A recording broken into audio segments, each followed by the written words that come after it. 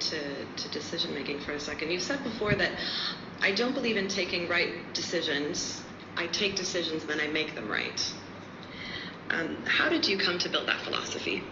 I'm sorry, I'm going to upset you, but Facebook or Twitter that made that statement, it was never made by me. That's not you. Well, that's awkward. And so it's been a default statement. You come to know of it when people read them back to you, and there's no remedial action that you can take with the social media. True. And so you live with it. Some people think it's arrogant for you to have stated that, and you don't have a chance to defend yourself by saying you never did. And some people think it's a great thing to say, and you quietly keep quiet. So maybe instead, then what I could ask is ways of working. If you can take us back a little bit to that moment when you became chairman, how hard was it for you to create a culture of positive change?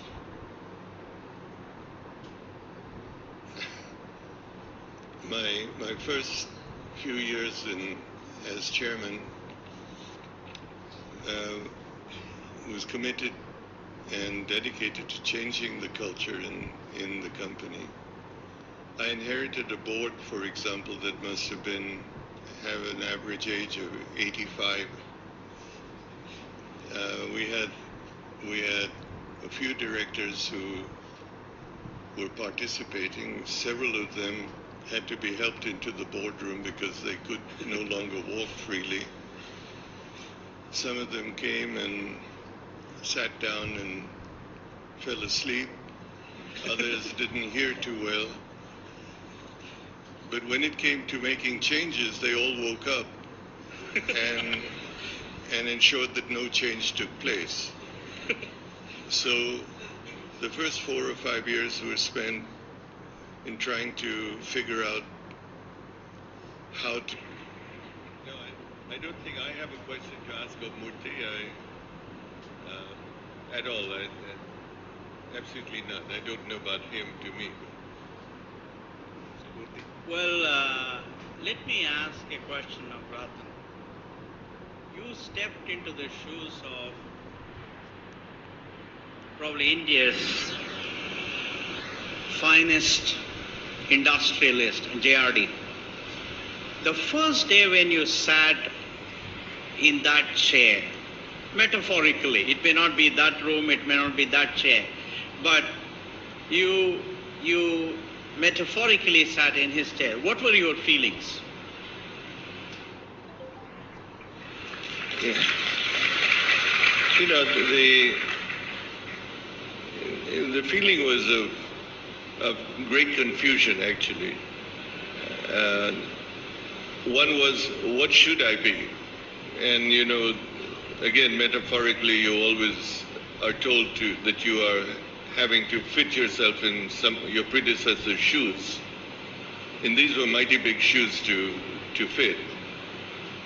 And so I decided to embark on a path of just being myself. And, you know, humorously, I must tell you that I went through, that confusion wasn't only in my mind, because Jay never left the office.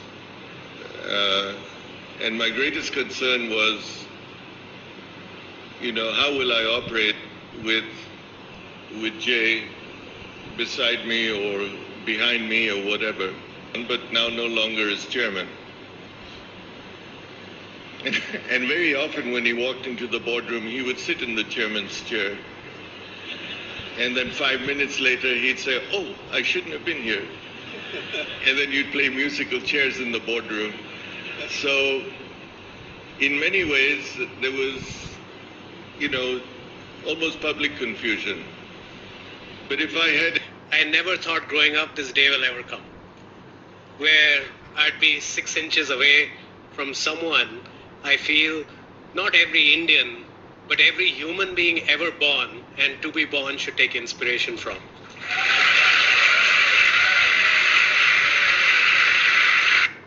That got you interested?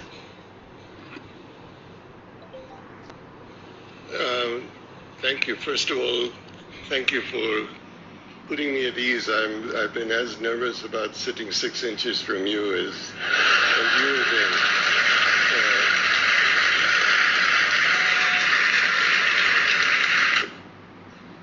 So, how many people here are entrepreneurs or want to be entrepreneurs? Entrepreneurs or want to be entrepreneurs? How many want Mr. Tata's investment? I think Then you'll need Kunal's money because I think you're by far